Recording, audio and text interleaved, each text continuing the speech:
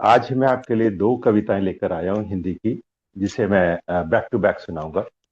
पहली कविता शुरू करने के पहले एक सवाल, एक क्वेश्चन मैं आप सबसे पूछना चाहता हूं कि आपके हिसाब से मनुष्य की मौत, डेथ कब होती है? और आई एम श्योर आप सब बोलेंगे जब मनुष्य की सांसें रुक जाती हैं या उसका दिल धड़कना बंद कर देता है, तब मनुष्य की मौत हो जाती है। लेकिन एक व्यक्ति है जो थोड़ा अलग सोचता है। इन कारणों के अलावा भी कुछ और कारण भी हो सकते हैं, कुछ और परिस्थितियां भी हो सकती हैं, सिचुएशन हो सकती हैं, जिसकी वजह से मनुष्य की डेथ धीरे धीरे होने लगती है। और ये व्यक्ति है ब्राजील की मशहूर कवित्री मार्था मेरिडोस। और उन्होंने एक इंग्लिश की पोयम लिखी है, यू स्टार्ट डाइंग स्लोली। तो मैं आज आपको इसका हिंदी अनुवाद सुनाने के लिए लेकर आया हूं। तो मैं शुरू करता हूं। आप धीरे धीरे मरने लगते हैं अगर आप करते नहीं कोई यात्रा, पढ़ते नहीं कोई किताब, सुनते नहीं जीवन की ध्वनियां, करते नहीं किसी की तारीफ। आप धीरे धीरे मरने लगते हैं जब आप मार डालते हैं अपना स्वाभिमान, नहीं करने देते मदद अपनी और न ही करते हैं मदद दूसरों की।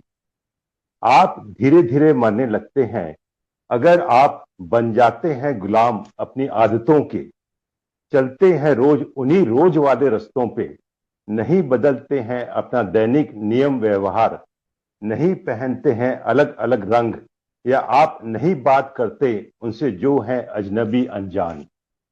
आप धीरे धीरे मरने लगते हैं अगर आप नहीं महसूस करना चाहते हैं आवेगों को और उनसे जुड़ी अशांत भावनाओं को, वे जिनसे आंखें नम होती हैं और जिनसे जो करती हैं तेज आपकी धड़कनों को। आप धीरे धीरे मरने लगते हैं अगर आप नहीं बदल सकते अपनी जिंदगी को, जब हो आप असंतुष्ट अपने काम और परिणाम से, अगर आप अनिश्चित के लिए नहीं छोड़ सकते निश्चित को, अगर आप नहीं करते हो पीछा किसी स्वप्न का, अगर आप नहीं देते हो इजाजत खुद को अपने जीवन में कम से कम एक बार किसी समझदार सलाह से दूर भाग जाने की, तभी आप धीरे धीरे मरने लगते हैं।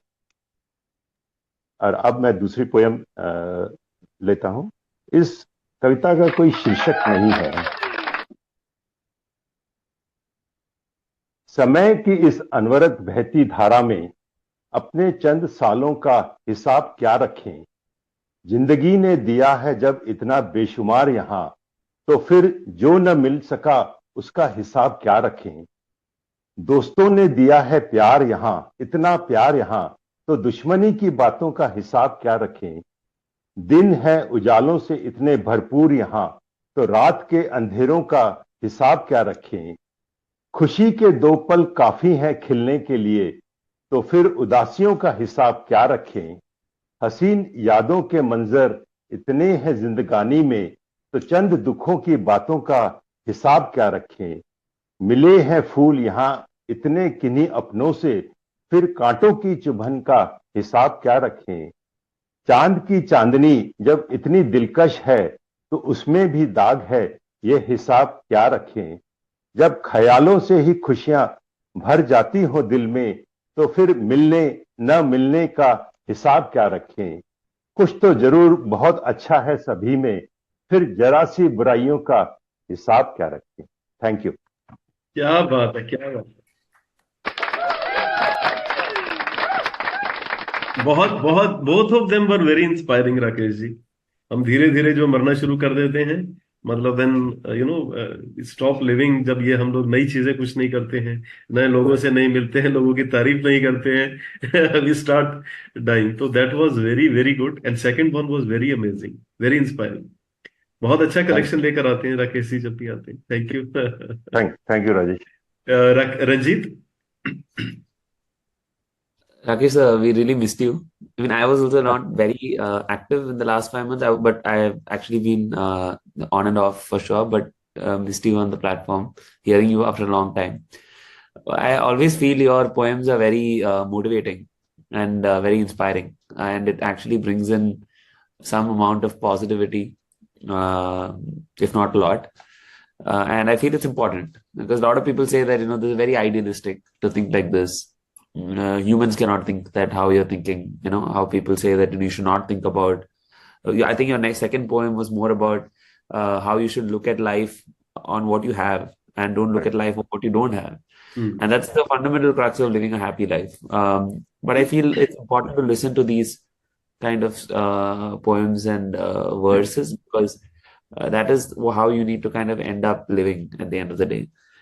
So really thankful for how you've selected these poems. And also one thing that I really appreciate is the amount of context you give before performing. It's very important. I think I do very less of that. And it's important to kind of tell a context. As when you talked about a Brazilian writer writing about this, and you asked a question to us, it's all part of the performance. And I feel that is something that I have taken away a lot from you. And thank you so much, sir, for coming back. Thank you. Thank you, Ranjit. Divya ji. या बहुत अच्छा राकेश जी। एक तो मैं सोच ही रही थी कि काफी दिन हो गए आपकी पोइट्री सुने हुए, काफी टाइम से आप मिसिंग थे। सो आपकी पोइट्री को मिस किया हमने, लेकिन आज आपने दो दो अच्छी सी पोइट्री सुना के काफी हम लोगों को जो मिसिंग फैक्टर था उसे पूरा करने की कोशिश की है आपने। हालांकि कर नहीं पाए हैं आप पूरी तरह से, बट फिर भी बहुत अच्छा। और दोनों ही पोएम्स आपकी बहुत अच्छी थी। हम लोग अक्सर नेगेटिव्स की तरफ ज़्यादा जाते हैं और पॉजिटिविटीज़ नहीं देखते हैं अपनी लाइफ की, और इसलिए दुखी रहते हैं, है ना। और दोनों चीज़ें अगर देखा जाए तो एक तरह से कनेक्टेड है। जब हम दुखी रहते हैं तो हम धीरे धीरे मरना शुरू कर देते हैं। The way you told us के हाँ, फिर हम धीरे धीरे मरना लगते हैं। So very nice. दोनों ही देखें तो कनेक्टेड भी हैं और नहीं भी हैं, लेकिन लाइफ के लिए एक अच्छा लेसन आपने दिया है। Thank you. Thank you so much. Thank you. Thank you, Divya. Usha ji has written something for Rakesh ji. I could see that.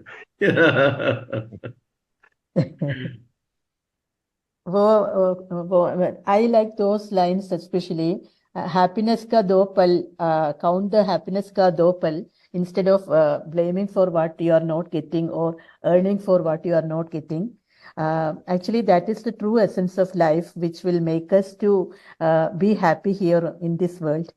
So the second poem is really, even while people who are most of the, I do feel that in this world, in this humdrum of life, we are actually feeling restless for what we are not having instead of counting the blessings. So that essence I really liked. And the first poem is also really, yes, we stop growing when we are not doing all those philosophical things you have mentioned in that poem. Both the poems were really nice. We were really missing you, your that sonorous voice and that the way you are narrating the poem. So welcome back to you.